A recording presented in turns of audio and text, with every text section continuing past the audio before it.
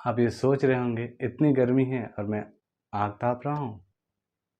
तो चलिए इसका कारण जानते हैं कि मैं ऐसा क्यों कर रहा हूँ। आज हम हीट के बारे में डिस्कस करेंगे, लेकिन पहले चलिए बात करते हैं कि मैटर क्या है। What is matter? Yes, as you know, जो चीज़ इस दुनिया में मास रखती है और जो स्पेस ऑक्यूपाई करती है उसे हम मैटर कहते हैं।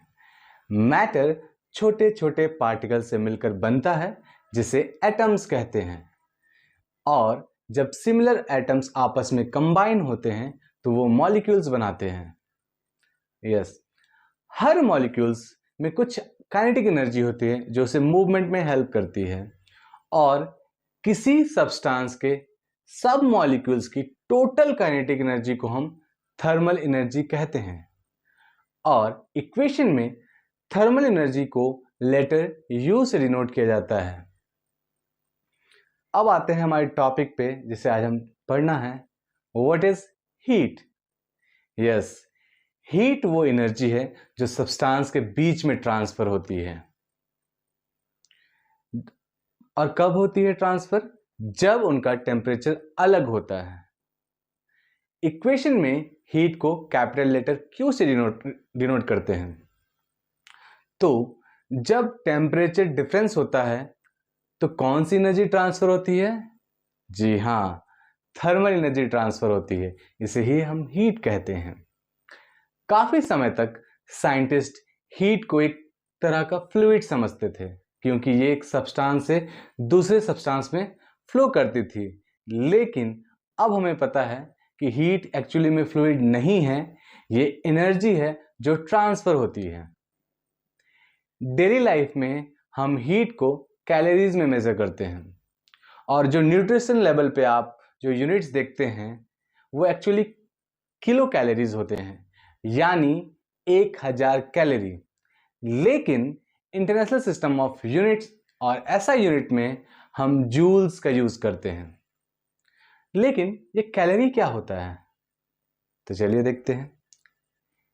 एक कैलोरी को डिफाइन किया जाता है as the amount of energy required to increase the temperature of 1 gram of water by 1 degree. 1 gram पानी को 1 डिग्री बढ़ाने में इसका टेम्परेचर जितनी एनर्जी की रिक्वायरमेंट होती है उसे हम कैलोरीज कहते हैं। सेल्सियस या केल्विन 1 डिग्री बढ़ाना है। 1 कैलोरी में 4.186 जूल के बराबर होती है। अब क्वेश्चन आता है, how does heat change temperature? Heat temperature को कैसे चेंज करता है? टेम्परेचर का चेंज 2 फैक्टर पे डिपेंड करता है। सबसे पहला, मास ऑफ द सब्सटेंस। जितना ज्यादा मास एक सब्सटेंस का होता है उतनी ज्यादा हीट चाहिए होती है उसे टेम्परेचर को चेंज करने के लिए। ये इसलिए होता है क्योंकि मैसिव चीजों में बहुत ज्यादा मैटर होता है, तो उनकी एवरेज काइनेटिक एनर्जी चेंज करने के लिए ज्यादा एनर्जी चाहिए होती है। और दूसरा पॉइंट है स्पेसिफिक हीट। स्पेसिफिक हीट एक मेजर है जो एक सब्सटेंस हीट को कैसे स्टोर करके रखता है। हर सब्सटेंस का अपना एक स्पेसिफिक हीट होता है, और जितना ज्यादा स्पेसिफिक हीट होता है उतनी ज्यादा एनर्जी चाहिए होती है उसका टेम्परेचर चेंज करने के लिए। फॉर एग्जाम्पल, वाटर का स्पेसिफिक हीट कॉपर के कंपैरिजन में बहुत हाई होता है। इसका मतलब वाटर का टेम्परेचर चेंज करने के लिए कॉपर के मुकाबले ज्यादा हीट की जरूरत होती है। हीट ट्रांसफर होने या होने के अमाउंट को कैलकुलेट करने के लिए हम एक इक्वेशन का यूज करते हैं जिसे हम Q equals to m dot C dot del T से डिनोट करते हैं, जहां Q हीट ट्रांसफर्ड होता है, m सब्सटेंस का मास होता है, C स्पेसिफिक हीट होता है, और डेल T टेम्परेचर चेंज होता है। इन सारे इक्वेशन से हम हीट ट्रांसफर के रेट को निकाल सकते हैं।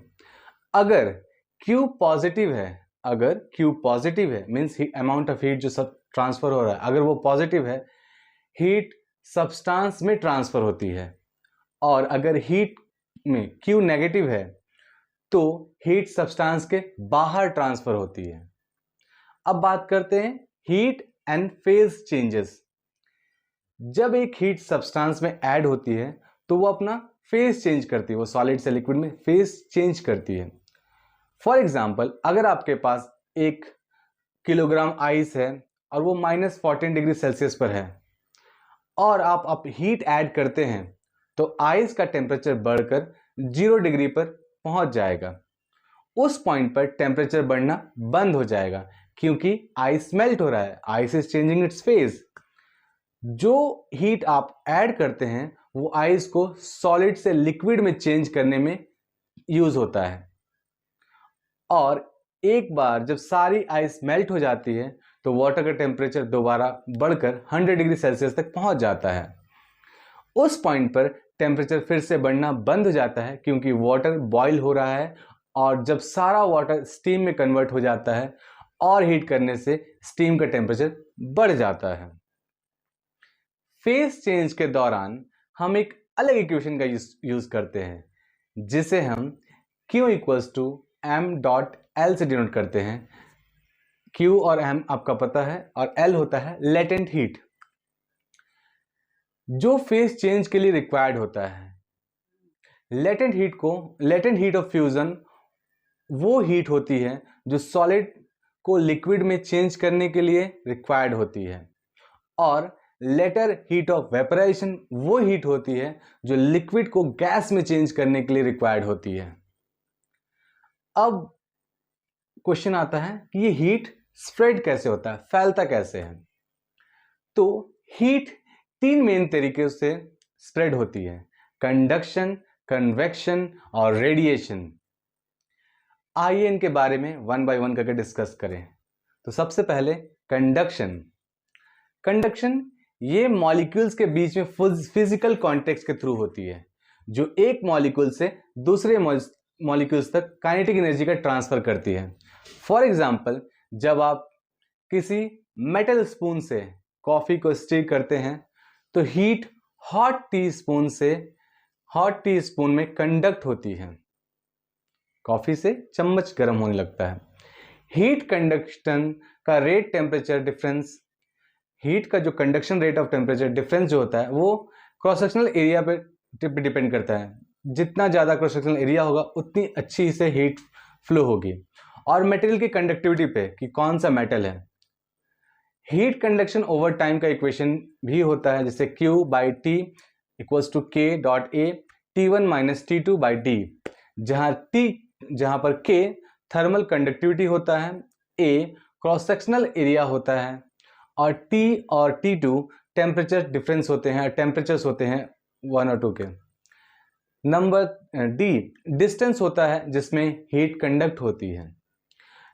दूसरा पॉइंट जो है कंडक्शन आपको समझ में आ गया, मॉलिक्यूल्स के थ्रू ट्रांसफर होता है। कंडक्शन ये हीट सोर्स से वार्मर मॉलिक्यूल से दूर जाने और उसके जगह कूलर मॉलिक्यूल्स के आने से होती है। अगर आप जब पानी को गर्म करते हैं तो पानी में बॉटम से हीट जाने से जो वार्मर वाटर है वो ऊपर उठता है और उसके जगह कूलर वाटर आ जाता है, जो फिर हीट होता है। और कन्वेक्शन तभी होता है जब हीट सोर्स ऑफ पोजीशन नीचे है। अगर मान लीजिए हीट पोजीशन को हम ऊपर कर देंगे तो ऊपर का हीट गर्म होगा, ऊपर का जो लिक्विड है वो गर्म होगा, नीचे वो मिक्स नहीं होगा। तो डिपेंड करता है किस साइड से आप हीट दे रहे हैं। थर्ड पॉइंट है रेडिएशन। ये इलेक्ट्रोमैग्नेटिक वेव्स के थ्रू होता है। हीट ट्रांसफर होती है इलेक्ट्रोमैग्नेटिक वेव्स के थ्रू और मॉलिक्यूल्स के मूवमेंट पर डिपेंड नहीं करती। एक ऑब्जेक्ट के टेम्परेचर और इमिसिविटी कांस्टेंट पर हीट रेडिएशन का अमाउंट डिपेंड करता है। स्टेफन बोल्ट्जमैन इक्वेशन ये डिस्क्राइब करता है कि एक ऑब्जेक्ट कितनी हीट रेडिएट करता है ओवर द टाइम। इसके लिए भी एक इक्वेशन है Q/T epsilon sigma dot A dot T/T⁴, जहां इलिप्शन इमिसिविटी कांस्टेंट होता है, सिग्मा जो है स्टेफन बोल्ट्जमैन कांस्टेंट है जिसकी वैल्यू 5.6 टाइम्स 10⁻⁻8 होती है बाई W/m होती है, m⁻², सॉरी। और A होता है सरफेस एरिया और T रिप्रेजेंट करता है टेम्परेचर इन केल्विन। अब हमने हीट के ट्रांसफर के डिफरेंट वेज को डिस्कस कर लिया और मुझे उम्मीद है कि आपको हीट अच्छे से समझ आ गया होगा। अगर आपको इस पर कुछ डाउट है तो आप कमेंट बॉक्स में पूछ सकते हैं। अगर आपके कोई सुझाव है तो सजेस्ट करें, और अगर आपको ये वीडियो पसंद आया है तो प्लीज़ चैनल को लाइक करें, सब्सक्राइब करें और इसे कमेंट जरूर करें और अपनी फीडबैक जरूर दें। धन्यवाद। Hope and see you in the next video. Bye bye.